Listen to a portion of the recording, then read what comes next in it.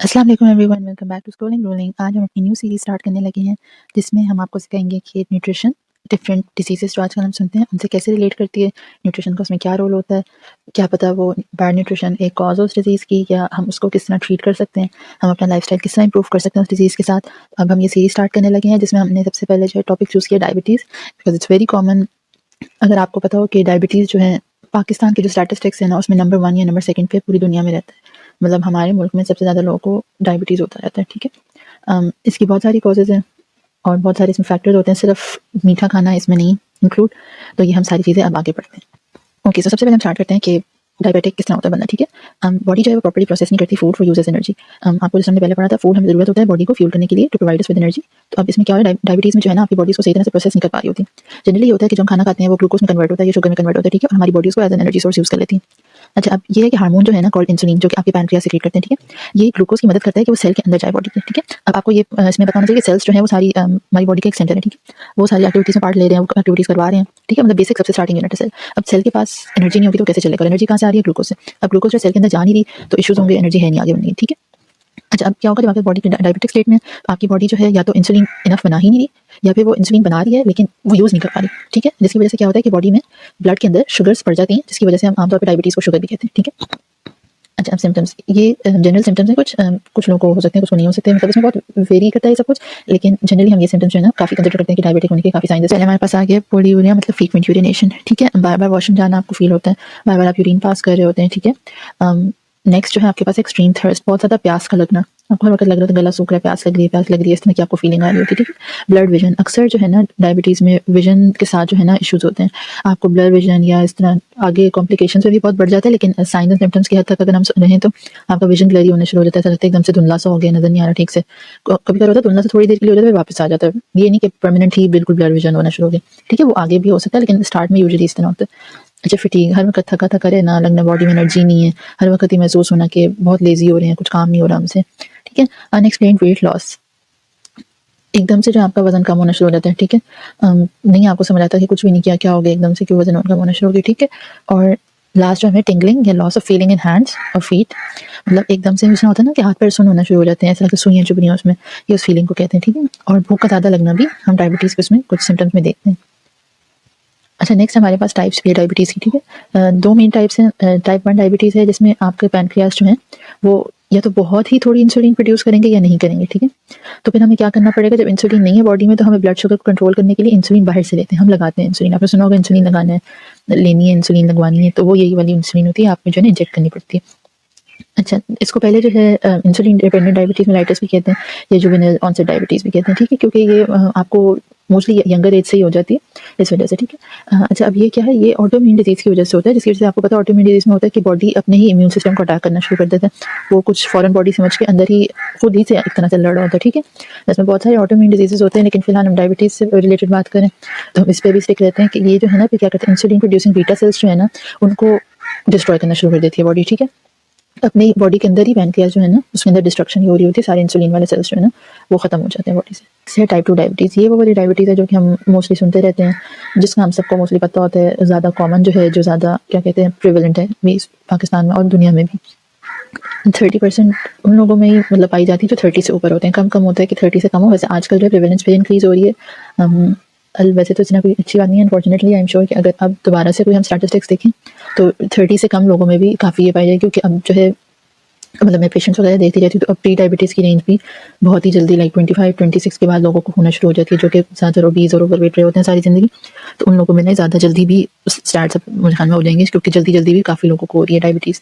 अच्छा, इसको कहते हैं नॉन इंसुलिन डिपेंडेंट डायबिटीज़, और ये शॉर्ट फॉर्म है इसके साथ, और या फिर एडल्ट ऑनसेट डायबिटीज़, क्योंकि ज़्यादातर बड़े लोगों में होती है, ठीक है, तो इसका इसी नाम ले लेते हैं। अच्छा, इसमें क्या होता है, body does not make enough insulin to meet its need and insulin does not work normally, ठीक है।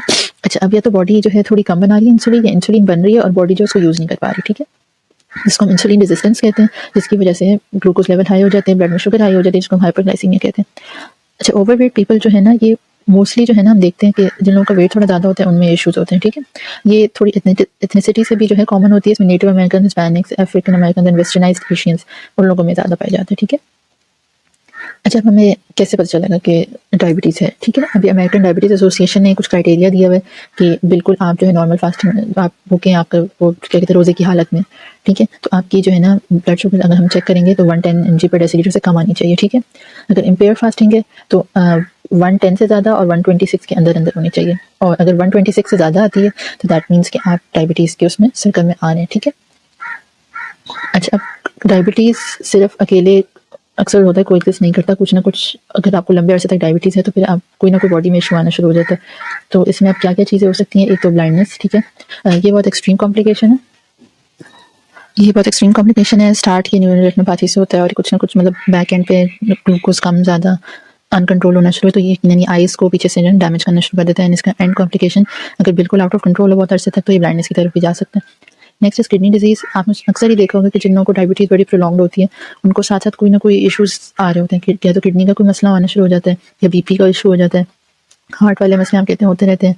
नर्व डैमेज में क्या होता है कि आपकी जो है properly nerve circulation nervous system में जो है इश्यूज आना शुरू हो जाते हैं, ठीक है? क्योंकि आप देखें आपकी बॉडी है उसका एक सेट पॉइंट होता है, ठीक है? वो ख़राब हुआ है, आपकी बॉडी में हद से ज़्यादा जो ग्लूकोज ब्लड में हरकत घूम रही है, तो आहिस्ता आहिस्ता और चीज़ों को भी नुकसान पहुंचाती है, क्योंकि आपको पता है ब्लड ही है जो कि पूरी बॉडी में सर्कुलेट कर रहा है, ठीक है? अब उसमें ही कुछ इशू आने शुरू हो जाए तो वो फिर हर जगह नुकसान पहुंचाते हैं, ठीक है? अच्छा, अब पुअर सर्कुलेशन की वजह से जो है अक्सर एम्पुटेशन वगैरह भी करवानी पड़ती है। एम्पुटेशन में क्या होता है कि आपके सबसे बॉडी से फर्दर पार्ट जो है आपके लिम्स हैं, आपके फुट हैं, ठीक है? उधर तक प्रॉपर सर्कुलेशन नहीं होती। अगर आपको कोई चोट लग जाए तो वो अक्सर हील ही नहीं होती, और वो वुंड इतने अर्से तक बना रहता है कि वो ख़राब होना शुरू हो जाता है। फिर इन द एंड जो है बहुत अनफॉर्चुनेट सिचुएशन होती है कि आपको कभी-कभी वो पार्ट ही कटवाना पड़ता है। फुट एम्पुटेशन जो है डायबिटिक की काफ़ी कॉमन हो गई हॉस्पिटल्स में। वो आते हैं, वो अपने फुट का वो या तो कटवाना पड़ता है या पूरा पार्ट वगैरह रिमूव करना पड़ता है, क्योंकि वो इतना ख़राब हो जाता है क्योंकि बॉडी को बाकी नुकसान ना पहुँचाए, तो इसलिए वो रिमूव करना पड़ता है, ठीक है? अच्छा, नेक्स्ट है हाउ टू अवॉइड कॉम्प्लिकेशंस, ठीक? हमने कॉम्प्लिकेशंस पढ़ी हैं, अब इनको अवॉइड कैसे किया जाए? सबसे पहले अगर वेट रेंज आपका आउट है उससे, ठीक है? तो आप उसको कंट्रोल करें, एक हेल्दी वेल बैलेंस डाइट की तरफ आएँ, रेगुलर एक्सरसाइज करना शुरू करें, ठीक है? एक्सरसाइज जो है एक आप समझिए दवाई बन जाएगी आपकी, अगर आपको वैसे भी बहुत इंपॉर्टेंट है, लेकिन अगर डायबिटीज़ है तो आप समझें आपके लिए एक दवाई है एक्सरसाइज। आपने रेगुलरली जो एक्सरसाइज करनी है ताकि बॉडी इन चेक रहे, फंक्शनिंग रहे, रेगुलर रहे अपनी एक्सरसाइज से, और कोई इसमें जो है ना फिजिकल एक्टिविटी की तरफ से एटलीस्ट कोई इशूज़ ना है।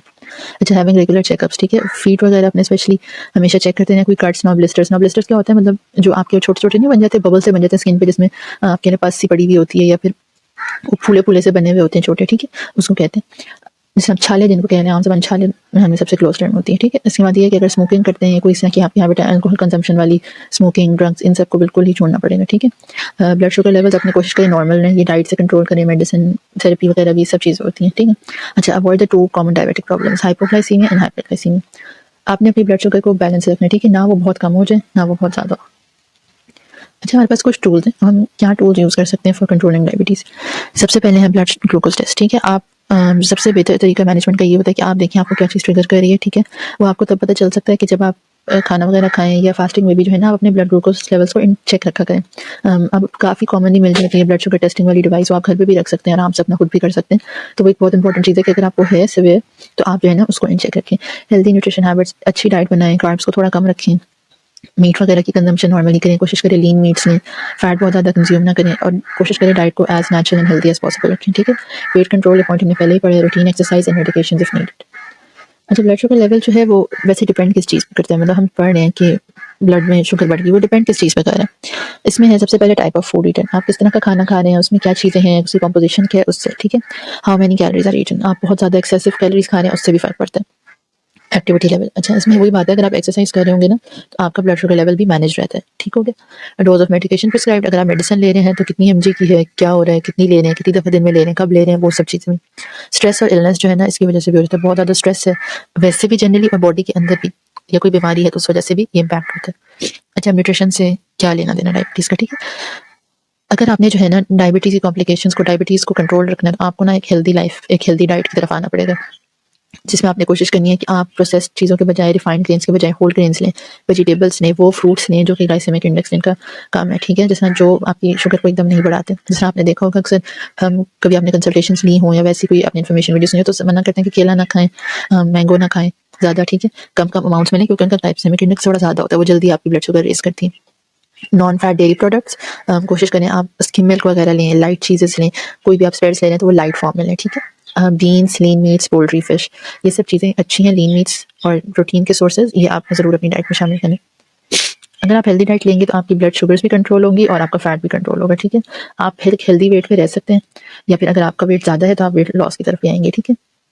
अच्छा, अब ये है कि अगर आप डाइट अपनी अच्छी रखते हैं ना, तो यकीनन आपको ये बहुत फ़र्क महसूस होगा कि आपको एक्सट्रीम मेडिसिन की डोजेज नहीं लेनी पड़ेगी, ठीक है। आपकी डोजेज काफ़ी कम कर सकते हैं, बेहतर हो सकती है अगर आप एक कंसिस्टेंटली अच्छी डाइट को फॉलो करें। और बाकी अगर आप अच्छी डाइट करेंगे तो वही सारी चीज़ें की कॉम्प्लिकेशंस आपको इतनी नहीं होंगी, विजन प्रॉब्लम्स कम होंगी, किडनी के इशू कम होंगे, हार्ट डिजीज, सर्कुलेटरी प्रॉब्लम्स जो है वो थोड़ी कम हो जाएंगी, क्योंकि आपका ग्लूकोज लेवल मेंटेन होगा। अच्छा, इसमें फिर हम जो जनरल न्यूट्रिशन गाइडलाइन जो है, इसमें आपने वेट लॉस करना है, फिर ओवर वेट, कार्बोहाइड्रेट इंटेक को अपनी मॉनिटर करना है। अच्छा, ये कैसे होता है, हम लोग अक्सर करते हैं कि हाँ हमने तो उस टाइम चलो ये खा लिया था, अब हम ये कर लेंगे तो वो कर लेंगे, ठीक है। इस तरह नहीं होता। आपने ना, अगर आपको अनकंट्रोल डायबिटीज़ है, आपने जो है ना अपनी इंटेक्स नोट करनी है, ठीक है, कि आपने इस मील में इतना कार्ब खाया और इससे आपका ब्लड शुगर इतना राइज हुआ है, ताकि नेक्स्ट टाइम आप कंट्रोल में रखें, ठीक है। आपने इतने ग्राम्स कार्ब जो है लेना है और बाकी चीज़ फिर आपने एडजस्ट कर लेना उसके आसपास। तो इस तरह आपका जो है कैलोरीज भी मेंटेन रहती हैं, आपकी कार्ब इंटेक भी मेंटेन रहती है। और कार्बोहाइड्रेट्स आपने ये कोशिश करनी है कि अगर आपकी बॉडी में जा रहे हैं ना, तो इन नेचुरल सोर्सेज से ही जाएं। एक्स्ट्रा आप कोई ऐसी चीज़ ना लें जिसकी वजह से जो कार्बोहाइड्रेट इंटेंस हो, ठीक है। जिसमें आप ये मैदा वगैरह की चीज़ें थोड़ी अवॉइड करें, बेकरी का सामान, जो प्योरली कार्ब्स है ना, पास्ता आपने रिफाइंड खा लिया, बिल्कुल सादे पॉलिश वाइट चावल खा लिए, ये चीज़ें ज़रा कम रखें, ताकि जो है ना आपका ब्लड शुगर लेवल एकदम से राइज ना हो। अगर आप चीनी वगैरह ये सब चीज़ें नहीं छोड़ सकते, तो आप जो FDA अप्रूव्ड शुगर सब्स्टिट्यूट्स वगैरह ले सकते हैं, ठीक है। इसमें आपका, हम आजकल आम तौर पे स्टीविया वगैरह यूज़ कर रहे होते हैं, इसमें आप जो है ना काफ़ी ऑप्शंस हैं, आप उनको एक्सप्लोर कर सकते हैं। Saturated fats, trans fats, dietary cholesterol, इन सब चीज़ों को आपने कम से कम रखना है। कोशिश करना है कि प्लांट बेस्ड फैट आप लें, ठीक है, या फिर फिश वगैरह लें, उससे आपकी बॉडी में processed food, package food, junk food, ये आपने सब चीज़ें जो है ना बहुत कंट्रोल लें। अच्छा, नेक्स्ट इज वेट कंट्रोल, ठीक है। अगर आप अपने हेल्पफुल वेट रखेंगे, अच्छी एक्टिविटीज़ रखेंगे, तो आपकी जो है ना बहुत बेहतर हो सकती है हाइपरग्लाइसीमिया, ठीक है। मोस्टली ओवरवेट लोगों का क्या होता है कि उनके अपने सेल्स ही रेजिस्टेंट बन जाते हैं इंसुलिन के खिलाफ, क्योंकि उनकी सेल्स में जो है ना एक फैट की लेयर बहुत ज़्यादा डेवलप हो जाती है, जिसकी वजह से जो है इंसुलिन यूज़ ही नहीं हो पाती प्रॉपर, ठीक है। अगर आप वेट लॉस करेंगे 10% भी, तो वो भी आपके ब्लड शुगर पे काफ़ी इंपैक्ट करेगा, ठीक है। अच्छा, एक्सरसाइज जो है ना आप करेंगे तो आपका बॉडी की ना, कह सकते हैं इंसुलिन की नीड एलिमिनेट भी हो सकती है। आपको जो है लेने की ज़रूरत नहीं है, ज़्यादा मेडिकेशन की ज़रूरत काफ़ी कम हो जाती है if you are properly exercising, ठीक है। और अगर आपको डायबिटीज़ नहीं भी है, तो अगर आप एक्सरसाइज करते हैं ना जनरली, तो आपकी 50% जो है ना इंसिडेंस कम हो जाती है, ठीक है। आपकी बॉडी जो है ना वो एक तरह से एक्सरसाइज की आदी हो ना, तो आपकी ब्लड हर अच्छा सर्कुलेट करते हैं, आपके हार्मोन्स वगैरह सही चल रहे होते हैं, आपकी बॉडी ना एक अच्छी हेल्दी स्टेट में रहती है ना, तो वैसे ही डिजीज़ का चांस काफ़ी कम हो जाता है, ठीक है। अगर आप एक्सरसाइज करेंगे, आपका ब्लड फ्लो अच्छा होगा, वही बात है, स्मॉलेस्ट ब्लड वेसल्स के अंदर भी सर्कुलेशन बेहतर हो जाएगी, आपकी बॉडी अच्छी तरीके से कैलोरीज बर्न करेगी और बेहतर तरीके से सब कुछ मेटाबोलाइज करेगी। तो इन द एंड इसमें आपका ही बहुत फायदा है। अगर आपको डायबिटीज़ है भी या नहीं भी है, एक्सरसाइज इज मस्ट। अच्छा, मेडिकेशन, अगर देखिए आपको बिल्कुल आउट ऑफ कंट्रोल आपकी डायबिटीज़ है, ठीक है, डाइट से भी नहीं सेट हो रही, तो उसमें फिर हम इस चीज़ को इग्नोर नहीं कर सकते कि आपको मेडिकेशन की ज़रूरत भी हो सकती है, ठीक है। टाइप 1 डायबिटीज़ का ये है कि उनका तो इंसुलिन का बहुत ही मतलब इशू होता है ना, कि अब इंसुलिन बन ही नहीं रही, तो उनको लेनी पड़ती है, ठीक है। और इंसुलिन ये है कि आप माउथ के थ्रू नहीं ले सकते, क्योंकि वो आपके डाइजेस्टिव ट्रैक्ट में ब्रेक डाउन हो जाती है, तो आपको जो है ना फिर डेली इंसुलिन पेन, इंजेक्शन, ये सब चीज़ें जो है ना यूज़ करनी पड़ती हैं, ठीक हो गया। और ये नहीं कि सिर्फ टाइप 1 वालों को यूज़ करनी पड़ती है, जिनका आउट ऑफ कंट्रोल होता है डायबिटीज़, उनको टाइप 2 वालों को भी ना इंसुलिन यूज़ करनी पड़ती है।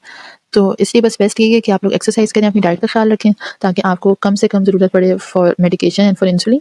और बाकी ओरल मेडिकेशन जो है वो तभी मोस्टली हम प्रिस्क्राइब करते हैं जब बिल्कुल भी ग्लूकोज का गोल जो है ना रीच नहीं हो रहा होता, बिल्कुल आउट ऑफ कंट्रोल हो जाता है, ठीक है। So that's it for today, thank you for tuning in. आपके कोई क्वेश्चंस हैं, कोई सजेशंस हैं टॉपिक से रिलेटेड, सीरीज से रिलेटेड, या अगर आप कुछ न्यू टॉपिक्स भी सजेस्ट करना चाह रहे हैं, तो do leave them in the comments below. Thank you for today.